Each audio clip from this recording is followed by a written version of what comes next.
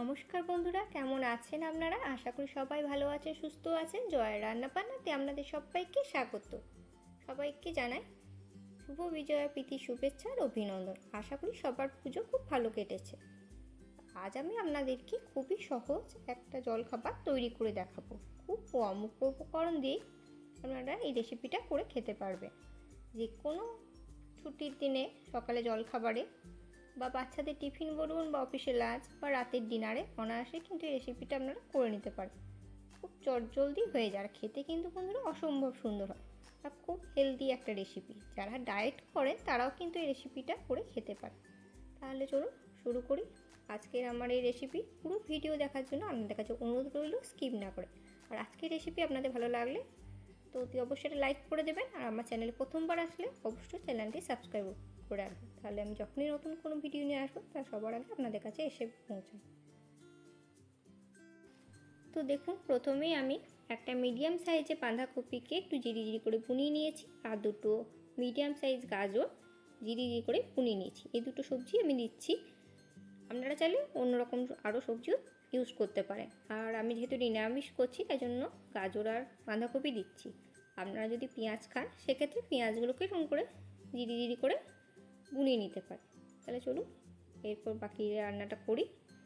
তো প্রথমে কড়াইয়ে আমি 2 চামচ মতো সর্ষের তেল নিয়ে নিয়েছি। তেলটা গরম হয়ে এসেছে, আর আমি এখানে একটু তেল দিয়ে করছি। আপনারা যারা একদমই তেল খান না সেক্ষেত্রে একটু তেল ব্রাশ করে নিয়েও সবজিটাকে ভাপিয়ে নিতে পারে। তো ওই তেলের মধ্যে আমি বাঁধাকপি আর গাজর কুচিটা দিয়ে দিলাম। আর যদি আপনারা চান যে না তেল দিয়ে ভাজা খাবো না, সেক্ষেত্রে আপনারা প্রেশার কুকারে একটু ভাপিয়ে নিয়েও করতে পারেন। তো দিয়ে দিলাম স্বাদ মতো লবণ, আর দিয়ে দিচ্ছি 1/2 টেবিল স্পুন একটু হলুদ গুঁড়ো, জাস্ট কালার আসার জন্য। দিয়ে এটাকে একটু ভালো করে নাড়াচাড়া করে নেব, যাতে যে জলটা আছে সেই জলটা থেকেই সেদ্ধ হয়ে যাবে, ভালো করে একটু নরম হয়ে আসবে। খুব বেশি ভাজবো না, একটু নরম হয়ে আসলেই হবে। তো হলুদ দিয়ে দিলাম, দিয়ে একটু নাড়াচাড়া করে ওই 3-4 মিনিট মতো একটু নাড়াচাড়া করি, তাহলে বাঁধাকপি আর গাজরটা ভালো করে আমার সেদ্ধ হয়ে যাবে।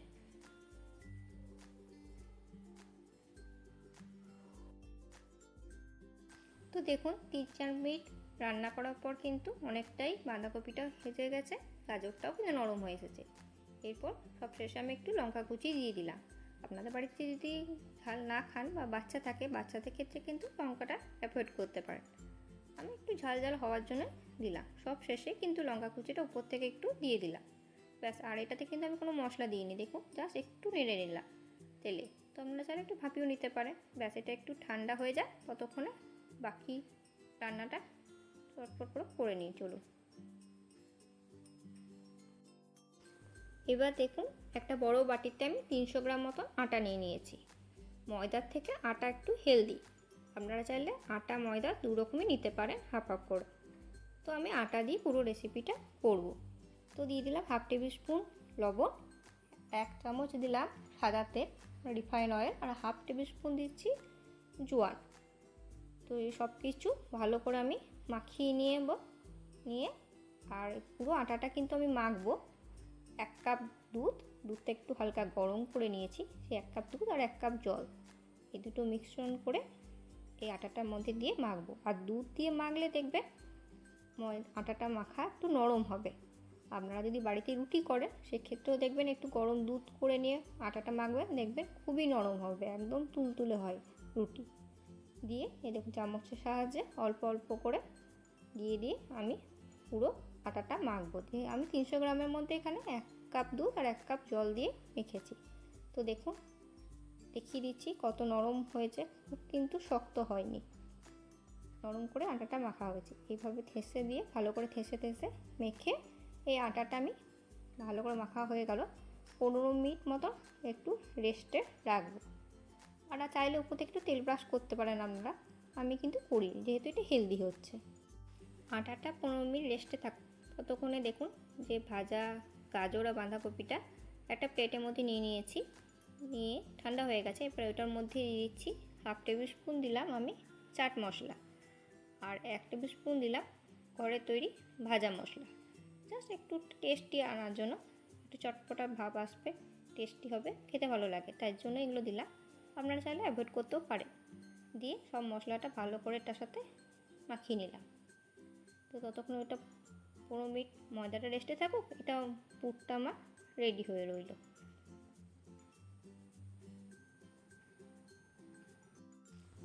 তো 15 মিনিট তো হয়ে গেছে।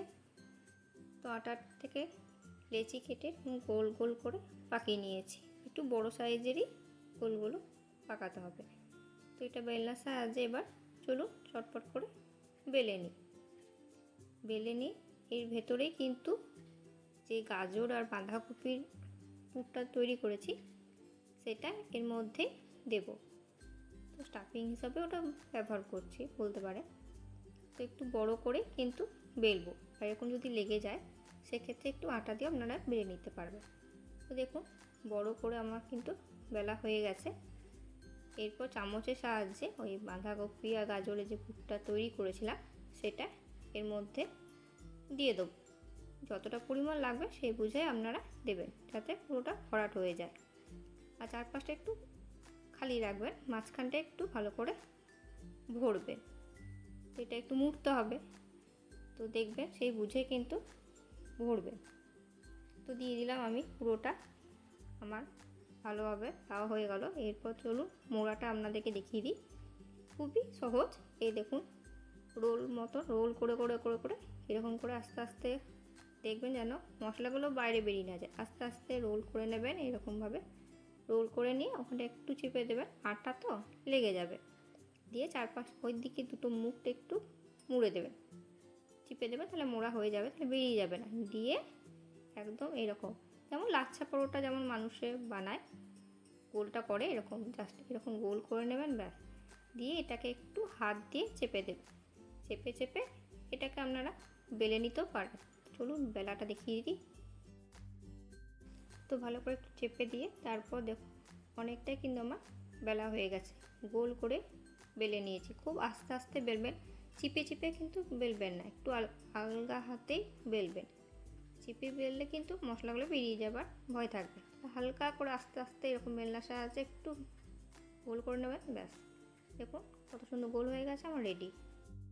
তো এবার একটা ননস্টিক প্যানে আমি একটু তেল ব্রাশ করে নিয়েছি। ব্রাশ করে নিয়ে আমি পরোটাটা দিয়ে দিলাম। আপনারা চাইলে এক্ষেত্রে ঘিও ইউজ করতে পারেন। তো আর কিন্তু কোনো রকম তেলে ভাজা বা কিছু হবে না, জাস্ট একটু তেল ব্রাশ করেই পরোটাটা ভালো করে সেঁকে নেবো।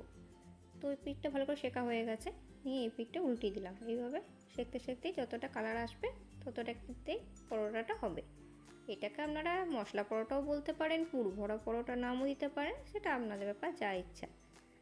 তো খেতে বন্ধুরা কিন্তু অসম্ভব সুন্দর আর খুবই একটা হেলদি রেসিপি। দেখতেই পেলেন কত কম উপকরণে আমি তৈরি করলাম, কত ঝটপট কিন্তু হয়ে গেল। দেখুন ফুলেও গেছে আমার পরোটাটা, কালারটা কিন্তু অনেকটাই ওলট পালট করে সেঁকতে সেঁকতে কিন্তু কালারটাও চেঞ্জ হয়ে গেছে। এরকম লাল লাল রং ধরে গেলে কিন্তু পরোটাটা হয়ে আসবে আস্তে আস্তে। তো বন্ধুরা আজকের আমার এই ভিডিওটা ভালো লাগলে অবশ্যই এটা লাইক করে দেবেন, আর কমেন্ট আর শেয়ার করতে কিন্তু একদমই ভুলবেন না। নতুন বন্ধুদের আমার চ্যানেলে স্বাগত জানাই, আর পুরনো বন্ধুদের চ্যানেলের পাশে থাকার জন্য জানাই অসংখ্য ধন্যবাদ। আর যারা এখনও আমার চ্যানেলটি সাবস্ক্রাইব করেনি তাদেরকে আমার পরিবারের সদস্য হওয়ার জন্য আমন্ত্রণ রইল। খেতে বন্ধুরা কিন্তু অসম্ভব সুন্দর হয়, কত চটপট করে হয়ে গেল দেখুন। আপনারাও বাড়িতে কিন্তু ইজিলি তৈরি করতে পারবেন। আজকের রেসিপি আপনাদের কেমন লাগলো অতি অবশ্যই কিন্তু আমাকে কমেন্ট করে জানাবেন। এইভাবে ভেজে এটা তুলে নেব, বাকি পরোটাগুলোকেও কিন্তু আমি এইভাবেই করে নেব। তো চলুন প্লেটে দিয়ে দিই, সাজিয়ে দিই, দেখতেই পারবেন আপনারা। দেখুন সাজিয়ে নিয়েছি। তো চলুন বন্ধুরা আজ আসি, আবার দেখা হচ্ছে আপনাদের সাথে নেক্সট ভিডিওতে। ততক্ষণ আপনারা সবাই ভালো থাকবেন, সুস্থ থাকবেন। ধন্যবাদ।